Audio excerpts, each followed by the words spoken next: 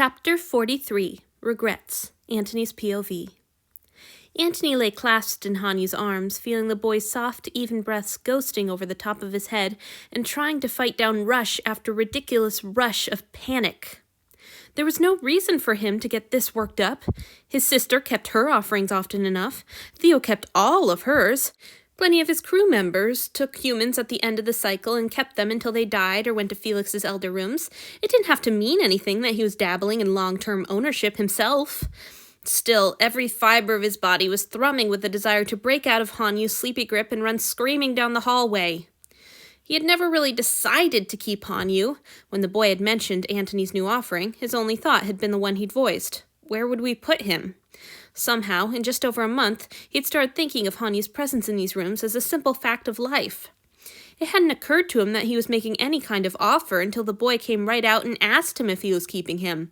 And what could he say then? Hanyu was already crying, his face so open and fragile with hope that Antony had been powerless to do anything but snap that yes, the boy could stay. He shouldn't have been so weak. He should have made that display of power that he'd considered so early on, roaring that his offering had forgotten his place and how dare he presume so. Or, if he didn't want to go that far, which he probably didn't, the last thing Antony wanted was to trigger another of Hanyu's fearful meltdowns, he should simply have pretended that the boy had misunderstood, and he'd said nothing of the sort. It would have been a flimsy lie, but at least Antony wouldn't have been lying under an arm that felt more and more like a vice and slowly losing his mind. When had this happened? When had Hanyu stopped being someone irritating but delicious enough to put up with for 6 years? Was it when he'd yanked Antony out of his bathtub, face awash in genuine fear? When he'd acted so cleverly and selflessly to protect a sow?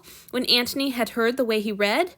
When he'd clung to Antony and chattered his gratitude for some small forgiveness? Which joyful smile had been the first that Antony couldn't help returning? It didn't matter, he'd gotten used to the boy. And who else would? Who else would allow Hanyu to be his noisy, talkative self? The poor thing would be punished within an inch of his life, or past that more likely, if Antony sent him away. It was in both of their best interests to continue the arrangement, since they'd gotten comfortable with it.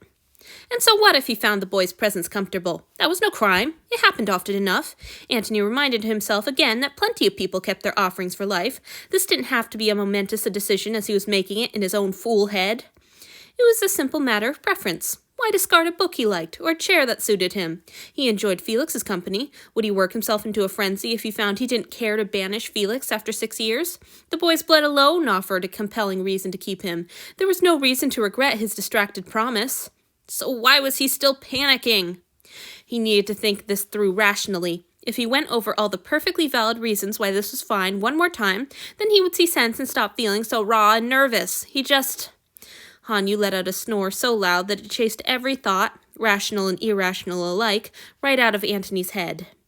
For goodness sakes, how did the boy ever manage to sleep through his own noise?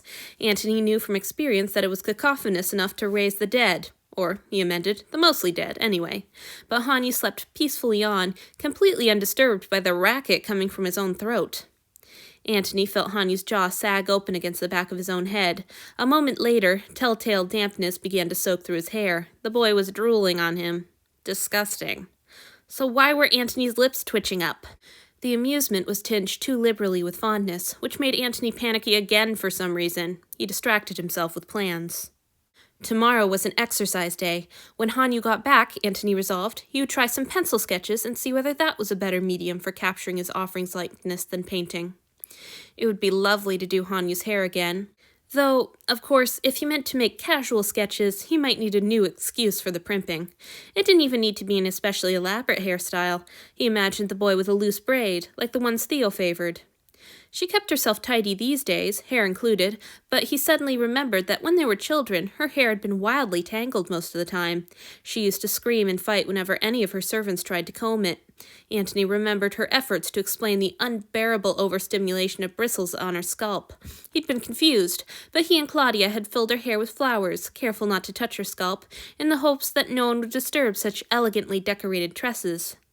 He didn't remember whether the ploy had worked. He rather suspected that it had not.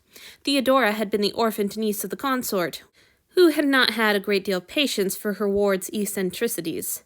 Not least, she had disapproved of Theo's choice of playfellows.